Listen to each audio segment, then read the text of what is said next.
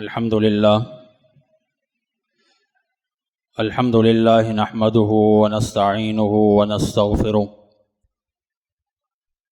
ونعوذ بالله من شرور أنفسنا ومن سيئات أعمالنا من يهده الله فلا مضل له ومن يضلله فلا هادي له وأشهد أن لا إله إلا الله وحده لا شريك له وأشهد أن محمدًا عبده ورسوله يا أيها الذين آمنوا اتقوا الله حق تقاته ولا تموتن إلا وأنتم مسلمون يا أيها الناس اتقوا ربكم الذي خلقكم من نفس واحدة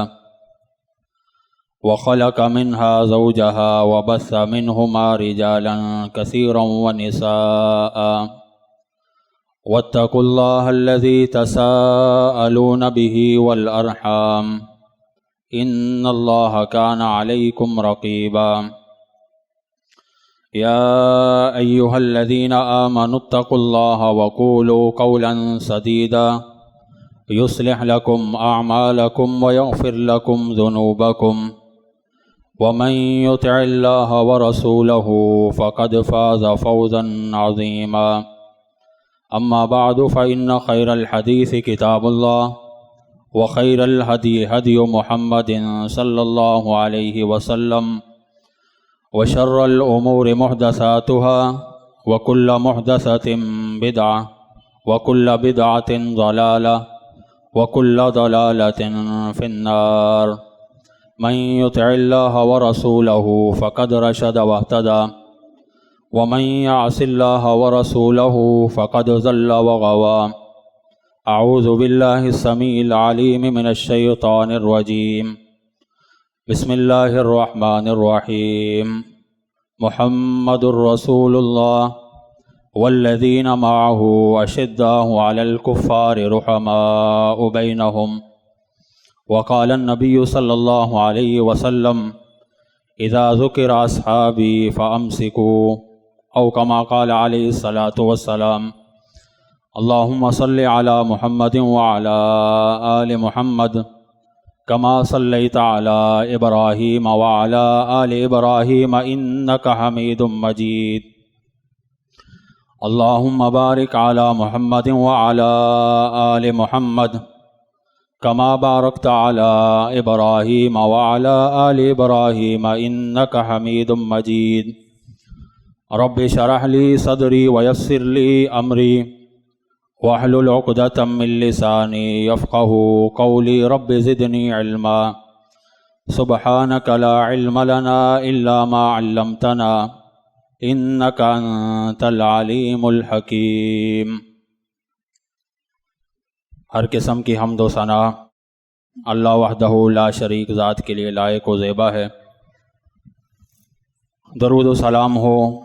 جناب محمد الرسول اللہ صلی اللہ علیہ وسلم کی ذات اقدس پر،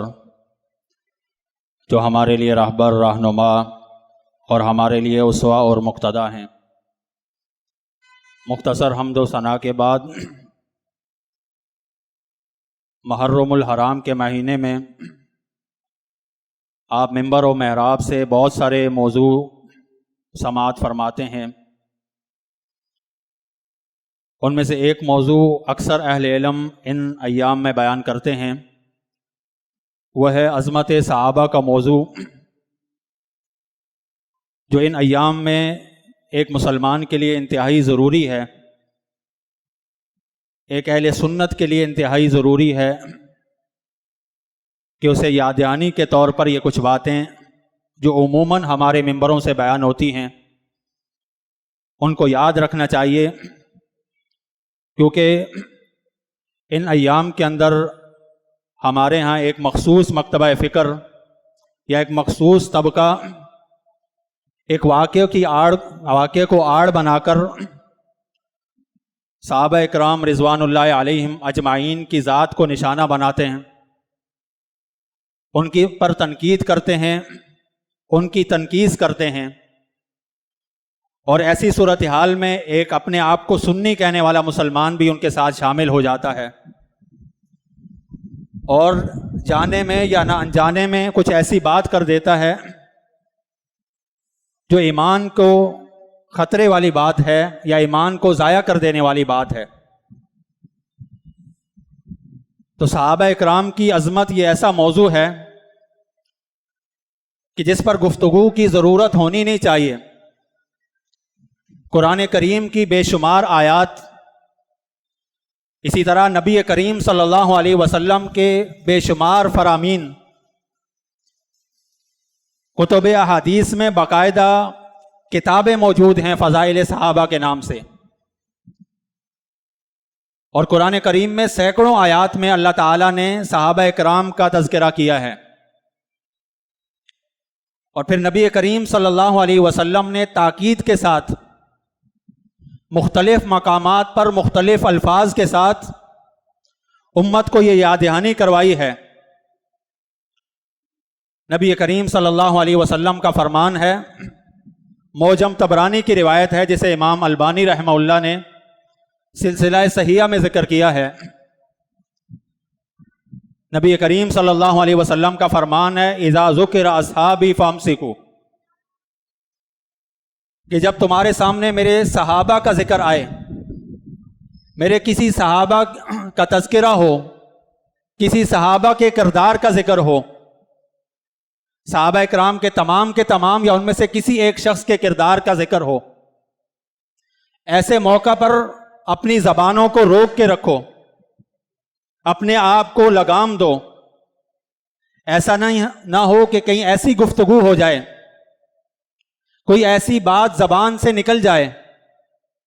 کہ انسان کے ایمان کو ہی ضائع کر دے۔ اور اس حدیث کو محدثین نے ایمان کے باب میں ذکر فرمایا ہے، اور کے ساتھ دو چیزیں اور نبی کریم صلی اللہ علیہ وسلم نے بیان فرمائی، اذا ذکر القدر فامسکوا، اسی طرح جب تقدیر کا ذکر آئے تو پھر بھی اپنے آپ کو روک کے رکھو۔ جب تقدیر کا مسئلہ بیان ہو، تم سے پوچھے تقدیر کیا ہے، یہ اللہ تعالیٰ کا علم ہے، اس کے متعلق بھی جب کبھی گفتگو ہو تو اپنے آپ کو روک کے رکھو۔ آپ کو پتا ہے کہ تقدیر جو ہے ایمانیات میں سے ہے، ایمان کے جو 6 رکن ہیں اس میں سے ایک رکن تقدیر پر ایمان بھی ہے۔ اسی طرح تیسری بات کہی، اذا ذکر النجوم فامسکوا، جب ستاروں کے متعلق کوئی بات آئے تو پھر بھی اپنے آپ کو روک کر رکھو۔ آپ سنتے رہتے ہیں کہ علم نجوم، ستاروں کے متعلق آج مسلمانوں میں جو نظریات مشہور ہیں، اس کو حدیث میں بعض مقامات پر کفر کہا گیا، بعض مقامات پر شرک کہا گیا، تو یہ بھی ایمان کے دونوں مسائل کے ساتھ یہ بات بھی نبی کریم صلی اللہ علیہ وسلم نے ذکر کی، اذا ذکر اصحابی فامسکوا، کہ جب میرے صحابہ کا ذکر آئے تو اپنی زبانوں کو روک کر رکھو، ان کی تنقیص نہ کرو۔ اس کی وجہ کیا ہے کہ یہ صحابیت کا جو مقام ہے، یہ صحابیت کا جو مرتبہ ہے، یہ صحابیت کا جو شرف ہے، یہ انسان کی ذاتی کمائی نہیں ہو سکتی۔ انسان عمل کرتا رہے، کر کے اتنا اوپر پہنچ جائے، جتنا بھی اوپر پہنچ جائے، اس صحابیت کے مرتبے کو کوئی نہیں پہنچ سکتا۔ یہ محض اللہ تعالیٰ کا اختیار ہے، محض اللہ تعالیٰ کا فضل ہے، ذالک فضل اللہ یؤتیہ من یشاء، ورنہ کوئی انسان اپنی کمائی سے، اپنے اعمال سے کوئی شخص جو ہے وہ اس مرتبے تک نہیں پہنچ سکتا۔ سنن ابی داؤد کے اندر سعید بن زید رضی اللہ عنہ کا ایک قول ہے، فرماتے ہیں لموقف منہم مع رسول اللہ صلی اللہ علیہ وسلم، صحابہ اکرام کا تذکرہ فرماتے ہیں، اور فرماتے ہیں ان میں سے کسی ایک شخص کا نبی کریم صلی اللہ علیہ وسلم کے ساتھ ایک لمحے کے لیے کھڑا ہونا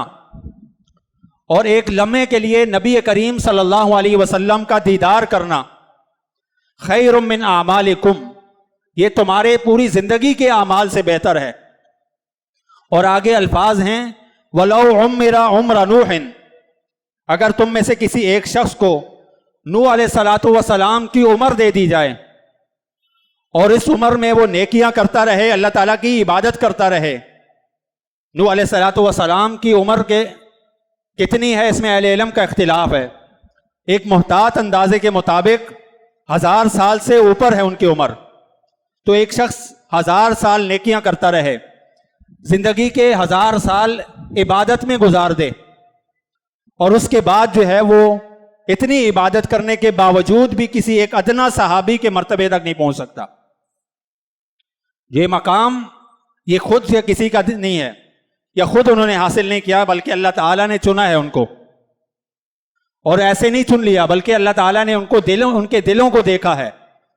ان کے دلوں کی پاکیزگی, ان کے دلوں کی صفائی, ان کے دلوں کے جو اندر ایمان تھا, اس وجہ سے اللہ تعالیٰ نے ان کو یہ شرف دیا ہے. ورنہ بہت سارے لوگ ہیں انہوں نے کوشش کی, اس مقام تک نہیں پہنچ پائے. امام ذہبی رحمہ اللہ نے تذکرۃ الحفاظ کے اندر ایک تابعی سعید بن غفلہ رضی اللہ رحمہ اللہ کا ذکر کیا ہے. یہ نبی کریم صلی اللہ علیہ وسلم کے دور میں ایمان لا چکے تھے.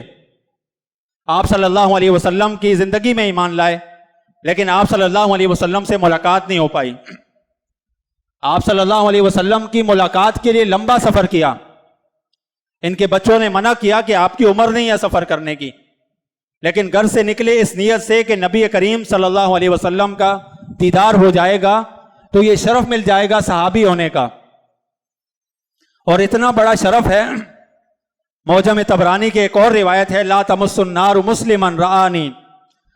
جس شخص نے, جس آنکھ نے ایمان کی حالت میں مجھے دیکھ لیا, اس کو جہنم کی آگ چھوئے گی بھی نہیں. یہ شرف حاصل کرنے کے لیے جب وہ مدینہ پہنچے تو مدینے میں دیکھتے ہیں کہ ایک صحابہ اکرام کی ایک جماعت آ رہی ہے. ان سے سوال کرتے ہیں کہ بڑے دور سے چل کے آیا ہوں, بڑے دور دراز کا سفر کر کے آیا ہوں, اور خواہش یہ ہے کہ نبی کریم صلی اللہ علیہ وسلم سے ملاقات ہو جائے. تو صحابہ اکرام ان کو جواب دیتے ہیں کہ ابھی ابھی جو ہے ہم رسول اللہ صلی اللہ علیہ وسلم کو سپرد خاک کر کے آئے ہیں. یعنی اتنے لمحے کے لیے جو ہے وہ تھوڑے سے دیر ہو گئی, یا 1-2 دن کی وجہ سے جو ہے وہ ان کو یہ مقام نہیں مل پایا.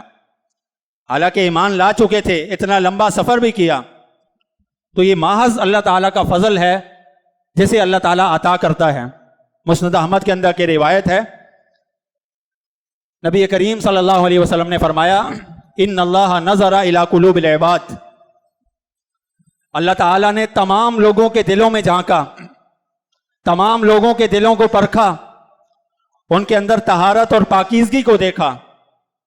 فوجد قلب محمد صلی اللہ علیہ وسلم خیر قلوب العباد, تمام دلوں کے اندر سب سے بہترین دل, سب سے پاکیزہ دل, سب سے مصفہ دل وہ نبی کریم صلی اللہ علیہ وسلم کا دل پایا. فاصطفاه لنفسه وابتعاثه لرسالته, پھر اللہ تعالیٰ نے نبی کریم صلی اللہ علیہ وسلم کو اپنی رسالت کے لیے چن لیا. ثم نظر الی قلوب العباد, پھر جو ہے نبی کریم صلی اللہ علیہ وسلم کے دل کو دیکھنے کے بعد دوبارہ ایک نظر دوڑائی. فوجد قلوب اصحابہ خیر قلوب العباد, پھر نبی کریم صلی اللہ علیہ وسلم کے صحابہ کو بہترین دل پایا. ان کے دل جو ہے بڑے پاکیزہ تھے, بڑے صاف تھے, اس قابل تھے کہ نبی کریم صلی اللہ علیہ وسلم کے صحبت کے قابل ہوں. فاصطفاہم لصحبت رسول اللہ صلی اللہ علیہ وسلم. یہ دل چیک کرنے کے بعد, یہ سب کچھ دیکھنے کے بعد اللہ تعالیٰ نے یہ فیصلہ کیا کہ یہ لوگ اس قابل ہیں کہ انہیں نبی کریم صلی اللہ علیہ وسلم کی صحبت کو عطا کیا جائے. یہ سب کچھ چیک کرنے کے بعد اللہ تعالیٰ نے ان لوگوں کو چنا ہے. تو یہ معلوم یہ ہوتا ہے کہ یہ خود جو ہے وہ انسان کا اپنا جو ہے وہ دیا ہوا مقام یا اعمال سے جو ہے یہ فضیلت حاصل نہیں ہوتی. اسی طرح ایک حدیث کے الفاظ ہیں, ان اللہ اختارنی واختار لی اصحابی, کہ اللہ تعالیٰ نے مجھے بھی چنا ہے اور میرے لیے صحابہ کو بھی چنا ہے. تو اس مقام کو سمجھنے کے لیے ضروری ہے ہمارے پاس. صحیح بخاری کی ایک بڑی معروف روایت ہے, نبی کریم صلی اللہ علیہ وسلم نے فرمایا, لا تسبوا اصحابی, میرے صحابہ کو برا بلا مت کہو. فلو انفق منکم احد, اگر تم میں سے کوئی ایک شخص मिस्ल ज़हबिन मिस्ल उहदिन ज़हबन, कि एक शख्स ओहद पहाड़ के बराबर भी सोना खर्च करे, मा बलगा मुद्द बुर्रिन वला नसीफहु, कि एक शख्स जो है वो ओहद पहाड़ के बराबर सोना खर्च करे और किसी सहाबी की एक मुट्ठी गंदम खर्च करने तक नहीं पहुंच सकता। ये ओहद पहाड़ कितना बड़ा पहाड़ है, ऐसा मुमकिन नहीं है कि एक शख्स के पास इतना सोना हो, ये नामुमकिन चीज है। और अगर सोना हो तो खर्च करना ये नामुमकिन है, इतना बड़ा दिल किसी के पास नहीं है। लेकिन अगर ये नामुमकिन को मुमकिन बना दिया जाए, ये नामुमकिन चीज अगर मुमकिन बन जाए और एक शख्स सोना खर्च भी कर दे, उसके बावजूद भी एक सहाबी की एक मुट्ठी गंदम जो है उस तक नहीं पहुंच सकता। इसकी वजह यह है कि उनका उस टाइम पर ईमान लाना, उस वक्त रसूलुल्लाह सल्लल्लाहु अलैहि वसल्लम का साथ देना, जब दुनिया रसूलुल्लाह सल्लल्लाहु अलैहि वसल्लम को जुटला रही थी, तमाम की तमाम दुनिया आपकी दुश्मन बनी हुई थी, और वहां पर रसूलुल्लाह सल्लल्लाहु अलैहि वसल्लम को यह तसल्ली देना कि अल्लाह के रसूल सल्लल्लाहु अलैहि वसल्लम आप फिक्रमंद मत हो, जहां आपका एक पसीने का कितरा गिरेगा वहां हमारा खून गिरेगा। आप अगर हमें हुक्म देंगे तो हम दरिया में कूद जाएंगे, समंदरों में कूद जाएंगे, सिर्फ आप इशारा कर दें। नबी करीम सल्लल्लाहु अलैहि वसल्लम की जान पर, इसी तरह आपके हुक्म पर तमाम का तमाम माल लुटा दिया, जानें लुटा दी, औलाद लुटा दी, हत्ता कि सब कुछ लुटा दिया, अपनी जानें नजराना कर दी। ये ऐसी कौम है। और बदकिस्मती के साथ हम जिस माशरे में रहते हैं, आप अनकरीब देखेंगे सोशल मीडिया पर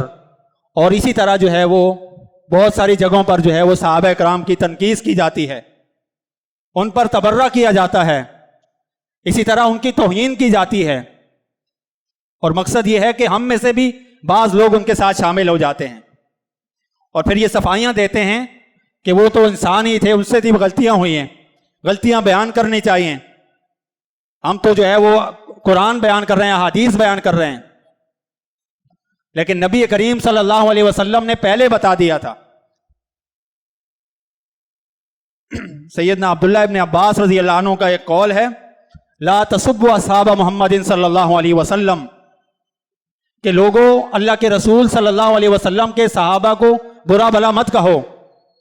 फ़इन्नल्लाह क़द गफ़िर लहुम व अमर लहुम बिल इस्तिग़फ़ार, यकीनन अल्लाह ताला ने उनको बख्श दिया है, उनको माफ़ फरमा दिया है और हमें यह हुक्म भी दिया है कि उनके लिए इस्तिग़फ़ार करो। वल्लज़ीना जाऊ मिन बादिहिम यक़ूलूना रब्बना इग़फ़िर लना व लिइख़वानिना अल्लज़ीना सबक़ूना बिल ईमान, ये कुरान करीम में अल्लाह ताला ने हमें हुक्म दिया है कि उनके लिए इस्तिग़फ़ार करें,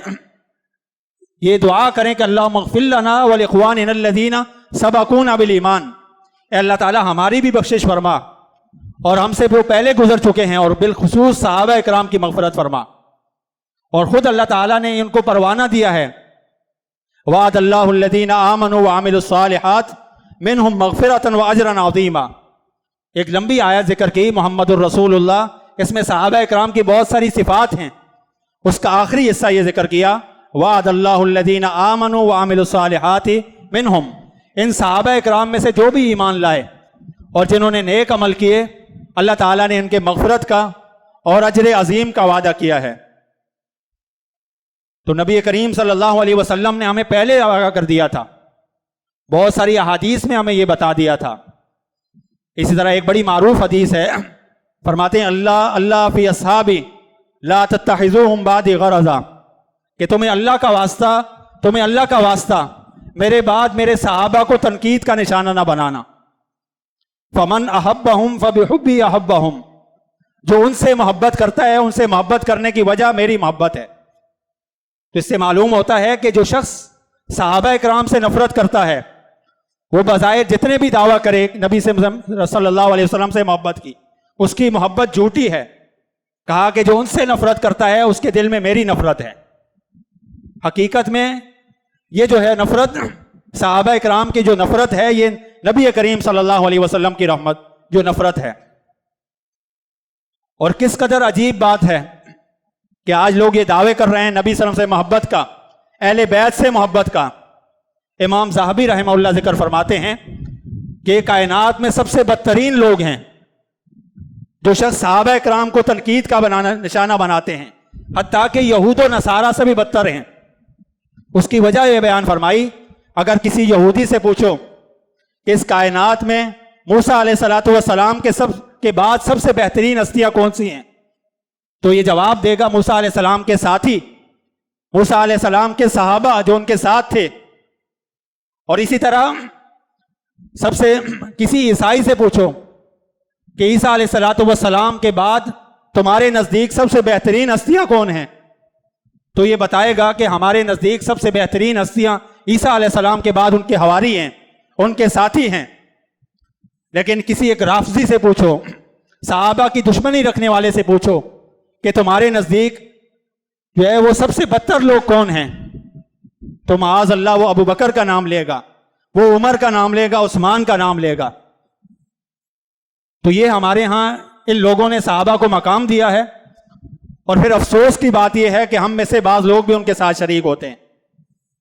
ہم میں سے بعض لوگوں کا انداز گفتگو بھی ایسا ہوتا ہے، بعض لوگ احادیث بیان کرتے ہیں کہ کہتے ہیں ہم بخاری کی روایات بیان کرتے ہیں، گفتگو کرنے کا انداز بھی ایسے ہوتا ہے، اس کے انداز سے پتہ چل رہا ہوتا ہے کہ اس کی کس انداز سے گفتگو کر رہا ہے۔ صحیح بخاری کے اندر ایک واقعہ بڑا معروف ہے، نبی کریم صلی اللہ علیہ وسلم کے صحابی عدی بن حاتم رضی اللہ عنہ، انہوں نے ایک موقع پر مکہ والوں کو خط لکھ دیا کہ نبی کریم صلی اللہ علیہ وسلم تم پر حملہ کرنا چاہتے ہیں، اور نبی کریم صلی اللہ علیہ وسلم نے صحابہ کو بتایا کہ کسی کو بتا نہ دیں۔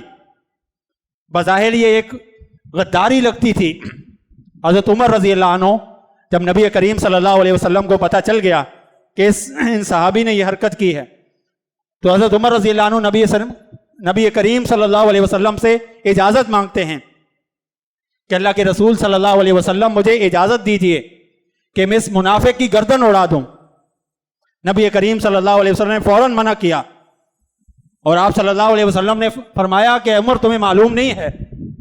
کہ یہ اہل بدر میں سے ہے، بدر کے اندر شریک ہونا یہ ان کی اتنی بڑی نیکی ہے۔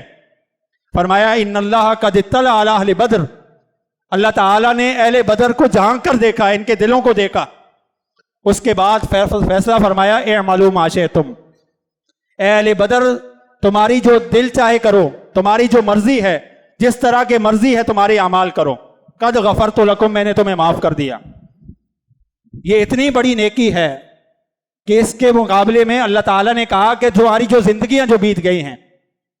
جو تم آگے والی زندگی میں جو کچھ بھی کرو گے میں نے تمہیں معاف کر دیا۔ اور سیدنا عبداللہ ابن عباس رضی اللہ عنہ کا جو قول میں نے ذکر کیا، لا تسبوا اصحاب محمد صلی اللہ علیہ وسلم، اللہ تعالیٰ کے اہل صحابہ اکرام کو برا بلا نہ کہو، اس لیے کہ اللہ تعالیٰ نے ان کے لیے استغفار کرنے کا حکم بھی دیا، اور ساتھ میں یہ بھی فرمایا وَأَنَّ اللَّهَ تَعَالَى قَدْ عَرَفَ أَنَّهُمْ سَيَقْتَتِلُونَ، اللہ تعالیٰ کو یہ بھی معلوم تھا ان کے آپس میں اختلاف ہوں گے، ان کی آپس میں لڑائیاں ہوں گی، اس کے باوجود بھی اللہ تعالیٰ نے حکم دیا کہ ان کے لیے استغفار کرو۔ یہ چھوٹی موٹی غلطیاں،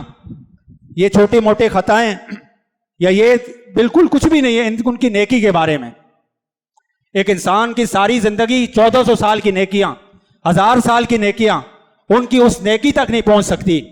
اس نیکی کے بدلے میں ایک چھوٹی سی غلطی یا چھوٹی سی خطا کا کیا وہ ہے۔ تو ہمیں یہ چاہیے، غور و فکر کرنا چاہیے کسی صحابی کے بارے میں لب کھولنے سے پہلے یہ سوچنا چاہیے، 1000 بار سوچنا چاہیے کہ میں کیا گفتگو کر رہا ہوں، اور ایسے لوگوں سے نفرت کا اظہار کرنا چاہیے، ایسے لوگوں سے بغض رکھنا چاہیے، یہ ایمان کا حصہ ہے۔ تو ضروری ہے ان ایام کے اندر ہمیں یہ باتیں معلوم ہونی چاہیے۔ ہماری نظر سے اگر اس طرح کی کوئی چیز گزرے تو ہمیں کم سے کم نفرت کا اظہار ہو، کم سے کم ان لوگوں سے بغض رکھیں، اور ایسا شخص جو باتیں کرتا ہے اس طرح کی، اس سے بھی بغض رکھنا، اس کے ان باتوں سے بغض رکھنا، یہ ایمان کی نشانی ہے۔ تو اللہ تعالیٰ سے دعا کرتے ہیں کہ اللہ تعالیٰ ہمیں صحابہ اکرام کے نقش قدم پر چلنے کی توفیق عطا فرمائے، صحابہ اکرام کی توقیر اور عزت کرنے کی توفیق عطا فرمائے، اور ہمیں قیامت کے دن بھی صحابہ اکرام کے ساتھ حشر فرمائے۔ وقول قولی ھذا واستغفر اللہ لی ولکم وآخر دعوانا ان الحمد للہ رب العالمین۔